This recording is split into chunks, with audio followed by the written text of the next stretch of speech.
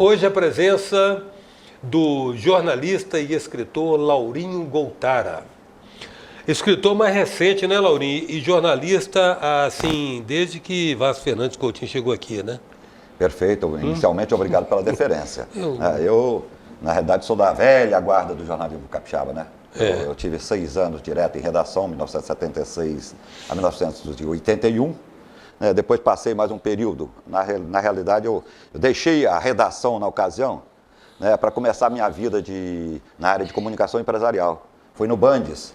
E até por indicação do então editor de economia de A Tribuna, não sei se você se recorda. Lembro desse cara. Foi aí em 81 que eu deixei a Gazeta, que era até uma coisa, na época assim, não muito comum você deixar um grande jornal, se fosse a Gazeta ou A Tribuna, e comecei então no meio da comunicação empresarial, mas por um período, até 1987, quando então eu fui para a área pública, com a eleição do governador Max Mauro. Nesse período eu fiz também jornalismo normalmente, mas não com o vínculo empregatício, com frilas, muito frila, muito etc, frila. Você acompanhou, interessante, você acompanhou como jornalista, repórter de A Gazeta, você acompanhou aquela luta pela implantação da CST que estava sob bombardeio da ABDIB, lembra? Perfeito. A Associação Brasileira de Desenvolvimento da Indústria de Base tentando torpedear a implantação. Dessa época, além da cobertura normal, eu lembro, por exemplo, de visitas do dos ex-presidentes da República, também, o Geisel e o Figueiredo. Aliás, grandes dificuldades na época de fazer entrevista como repórter de economia. Na verdade, você sabe disso, que você estava lá no outro jornal. Tentando furar seus olhos. Mas olha bem... Na época era uma coisa muito saudável. Muito saudável. Essa concorrência, entre aspas, era muito estimulante. Eu ficava muito feliz quando, eventualmente, eu via uma notícia produzida por mim, na área econômica, estando na capa do jornal A Gazeta e tendo dado furo na tribuna. Era um prazer, Às vezes concorrendo com o Neivaldo Bragato, lembra-se disso? Neivaldo Bragato. Um dos seus grandes repórteres da época. Lembro. E era você de um lado, Orlando Heller, que esteve aqui, Deus Edite. Eu lembro de vocês três na editoria de economia. Orlando tendo substituído Mira Leitão, né? E eu substituí o Deusdete. Na realidade, a minha... Você não conviveu com o Deusdete, então, na editoria? Dentro de redação, não. Porque interessante. Eu entrei na Gazeta em 1976, levado pelo José Irmo Gorring, que era um colega de turma. Na realidade, só para rememorar um pouquinho, eu sou da primeira turma de comunicação da UFES. 75-1. 75-1. Eu, inclusive, tinha abri mão do ano 1974. Eu tinha terminado o ensino fundamental em 73 e esperava um curso de comunicação já anunciado, mas que sonhava ser locutor noticiarista. A lá, Heron Domingues. Sim. Lembra-se? Alô, repórter era essa. Claro. Na realidade, como surgiu o curso de comunicação, em 75 eu fiz comunicação. Minha turma tinha, por exemplo, a maioria da minha turma era de grandes expoentes da imprensa local, Leci Coutinho, Mira Leitão, João Luiz Cazé, essa turma toda, o Clodomir Bertoldi, Dalva Ramal, tem um grupo de... E eu, na realidade, fui levado para a Gazeta pelo José Irmo Gorring, que era editor de pesquisa de A Gazeta, mas na realidade não tinha vaga na Gazeta, era a época que ainda tinha o tal do Foca, que era uma espécie de estagiário. Como não tinha economia, o Zé Antônio Mansur, editor de geral, abriu uma vaga lá. Mansur Louro, em contraponto ao Mansur Preto, que era Isso, e eu até acabei ficando com uma vaga de focas que já estavam lá. Fui admitido ali. E só mais adiante, que eu tive a possibilidade de ir para a economia, quando exatamente o Deusdete deixou a Gazeta para ir trabalhar na antiga CST, atual ArcelorMittal Tubarão. Então foi mais ou menos isso. Em resumo. Em resumo. Aí chega um momento que você pendura as chuteiras com a polpuda aposentadoria e vai ser escritor. Não tem essa polpuda aposentadoria. Longe disso. Não, aí você lançou O Prisioneiro de Salema, eu li, e O Amante da Ilusão, que eu não li. Na realidade, eu fiz uma opção aos 55 anos, estando vinculado a uma grande empresa. Você tem a possibilidade de se aposentar pela previdência privada da empresa. E eu fiz isso em 2010, tá certo? Foi quando então eu pude ter um pouco mais de tempo para realmente me dedicar como eu pretendia à literatura. Com muitos sonhos na cabeça, com muitas ideias, com no mínimo algumas dezenas de romances a serem escritos. Pelo menos sinopse, né? Pelo menos sinopse, exatamente. Porque, e o primeiro foi O Prisioneiro de Salemas, um livro discutindo o sentido da vida. A questão existencial. Questões existenciais. Na realidade, eu não pensava em fazer um tratado filosófico, eu não tenho nem formação nessa área, né? Não me atrevo a dizer que sou erudito, nem nada disso. Mas, na realidade, eu tentei fazer algo discutindo o sentido da vida, a importância de alguns valores, né? De uma forma mais palatável, né, para um leitor comum. Aí nasceu O Prisioneiro de Salemas, que teve versão impressa, né, por uma editora do Rio de Janeiro e que vendeu alguma coisa, né? Quer dizer, amigos me prestigiaram no estado, aconteceram vendas, uma edição inicial de 1.000 exemplares, eu e o editor consideramos bem sucedido. O segundo, Os Amantes da Ilusão, já não tem, já tem todo na realidade ele traz, a lá Forrest Gump, por exemplo, nos Estados Unidos, ele traz uma visão ampla, histórica, real do Brasil, de 1970 a 2010. E, ao mesmo tempo, né, conta uma história romântica, né, de dois adolescentes, né, ao longo desses 40 anos, 1970 a 2010. Então, esse aí tem, sim, uma crítica, ele tem um outro tipo de abordagem e tal, mas esse só foi publicado por mim em versão digital.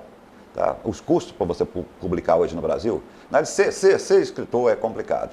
Né? Se você não é famoso, né, se você não tem condições financeiras de arcar com os custos de produção, você dificilmente vai conseguir publicar. Então eu parti para uma plataforma realmente digital, coloquei o livro e vamos ver o que acontece. A presença hoje é do jornalista e escritor Laurinho Goltara. Voltamos já.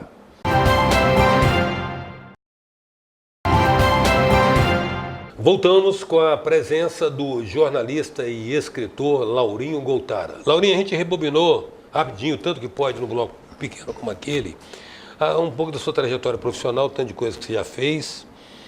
Você é um dos nossos grandes textos, sempre foi um dos nossos grandes textos.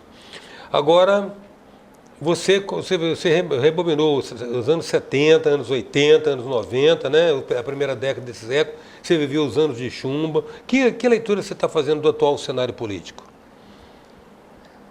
Veja bem, na realidade eu acho que a gente tem uma situação que foi construída ao longo das últimas 3 décadas em particular, em que muita coisa se perdeu em termos de conquistas de valores na nossa sociedade por uma visão distorcida das coisas, tá certo? Então, em termos, aí entra a própria mídia, o próprio jornalismo, né, que deveria fazer uma autocrítica de participação nesse processo. Então nós chegamos a esse ponto todo de você entrar aí nas discussões de esquerda, direita, né, de quem ascendeu ao poder. Né, nós viemos de uma situação, primeiro passando por uma ditadura militar, depois fomos vítimas da ditadura da hiperinflação, né, depois chegamos a uma situação de ascensão de um partido político de esquerda, como foi o PT, com toda a sua pregação, com toda a expectativa toda promessa. Com todas as promessas de uma grande mudança, de uma revolução tão esperada na política brasileira, né? E de repente você vê tudo que aconteceu, né? Desde o Mensalão, Lava Jato, essa coisa toda, e chegando a esse extremo, ao ponto, né, de você hoje ter realmente uma divisão na sociedade brasileira, né, que é complicada. Quer dizer, agora a ascensão do novo governo, né, você vê que tem uma parcela da sociedade que não quer sequer pagar para ver, né? Quer dizer, você com 5 meses de governo você já cobra, toda uma postura realmente de extremo radicalismo, né? Como tem também do outro lado, né, uma postura com qual eu digo o seguinte, que você tem que separar bem o que são as pessoas direitas das pessoas de direita. É o caso dessa última manifestação, né? Ali provavelmente a maioria não é de direita. Não é de direita. Claro são pessoas, são cidadãos e cidadãs. Mas nesse caso a esquerda é mais competente com relação à manipulação dos fatos. Vamos admitir isso. Porque sempre foi um recurso até de guerra, né? Você repete a mentira muitas vezes que ela se torna verdade. Não tenha dúvida. Então, eu acho que hoje é o seguinte, toda essa confusão que você tem hoje envolvendo particularmente o parlamento, né, ali sob a liderança do Rodrigo Maia, e da turma do Centrão, etc. e tal, com o executivo, no caso com o novo governo, né, essa coisa hoje esse imbróglio está muito complicado, tá certo? Eu, francamente, fico temeroso de que Lauri, as e como é mudanças que não você vê sejam a aprovadas. questão da mídia nesse aspecto? Eu antecipo um parecer meu, sabe? Eu acho que, eu não sei se a mídia, se de uma certa maneira ela acha que tem que exercer um papel de criticidade a qualquer custo, ou ela de uma certa maneira se desapontou com o fato de não ter sido tão influente na eleição como ela imaginava que fosse, sendo então quarto poder. Então, eu acho que a mídia está artificializando muito a crise. Eu assino embaixo. Eu, particularmente, hoje estou desencantado, digo, né? E muito preocupado, inclusive, com o futuro do jornalismo que nós temos, seja aqui, seja em âmbito nacional. Eu acho que se não passar, o jornalismo brasileiro não passar por um processo de descontaminação ideológica, né? Seja a direita ou a esquerda, mas principalmente de esquerda, né? Se o jornalismo brasileiro não se reinventar, entender o que está acontecendo, porque na realidade você observa que realmente é decepcionante para quem tem uma visão imparcial ver para onde descambou, né? A maior parte do jornalista brasileiro, tá certo? Então tem a ver com o que você disse, claro. Na sua essência, isso vale desde o tempo lá, quando eu também comecei, o jornalista sempre se achou um pouco, né? Sempre se achou, tá certo? Isso é certa. Só que eu acho que nos últimos anos, por ter participado, né, por sua tendência natural de estar no lado da esquerda, né, criticando.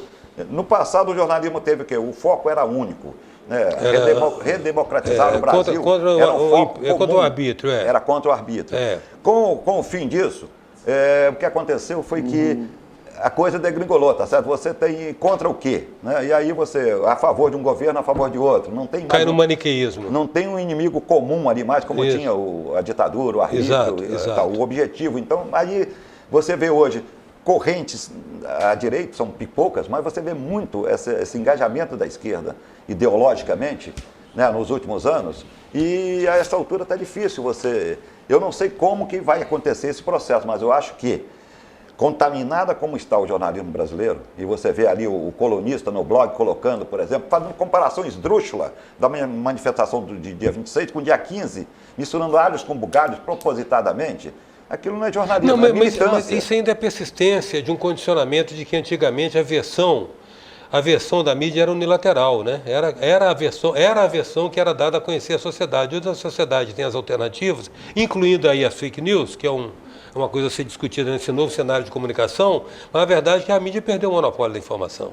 As redes sociais estão aí. E quanto mais um jornalista insistir em se dissociar da verdade, mais ele perde o seu grande capital, que é a credibilidade. Eu fico preocupado com esse escamoteamento né, dos fatos, da verdade, essa tentativa de fazer política e não jornalismo, tá certo? Porque eu acho o seguinte, tudo bem, o jornalismo por si só, na essência, né, é uma atividade política, tá certo? Comunicar, tá certo? É uma categoria, uma profissão muito complexa e importante para qualquer sociedade, tanto que a gente defende com unhas e dentes a imprensa livre, claro. Nós não admitimos nenhum tipo de censura à imprensa. Nem você, nem eu, nenhum cidadão nesse país que tem um mínimo de consciência política admite, por exemplo, qualquer cerceamento, como inclusive se pensou em fazer, né, em governos anteriores. Nós não admitimos esse tipo de regulamento, regular a mídia, controle social da mídia, não existe isso. Agora, ou a imprensa entende, né, que da forma como está, ela só está perdendo credibilidade, o jornalista brasileiro só está perdendo credibilidade, né? Quer dizer, e aí, ao mesmo tempo, ele também tem que se reinventar para acompanhar. Você disse as fake news, por exemplo.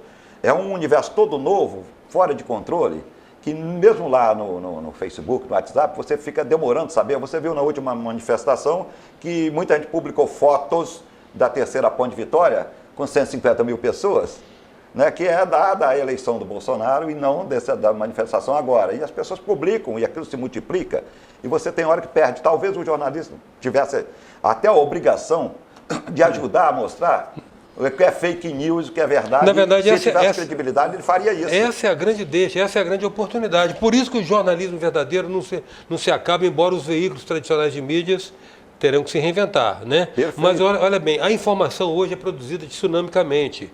Agora, quem é especialista em produzir informação é jornalista. Perfeito. Então ele pode aí se posicionar. Você colocou muito bem associado tudo é muito instantâneo, né, a instantaneidade da notícia, e é aí que o jornalismo novo, que eu acho que para o qual a gente, por isso que eu ainda tenho esperança, né? O jornalismo novo, pelo qual a gente tem que lutar, tá? Você pode exatamente ajudar, né, a sociedade, né, até a entender o que é real e o que não é real, para que, de modo, ele cumpra o seu papel realmente de formador de opinião, né, e Sim. tudo que a gente espera do jornalismo, enquanto, sim, agente de transformação social.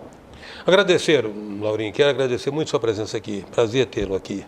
O prazer foi todo meu, Eustáquio. Muito obrigado, até pela parceria do passado, né, e é sempre um prazer estar contigo. Agátio, você está nas nossas memórias agora, daqui para frente. Muito obrigado. A presença hoje dessa protagonista da história da imprensa contemporânea do Espírito Santo, Laurinho Goltara, jornalista e escritor. Até já.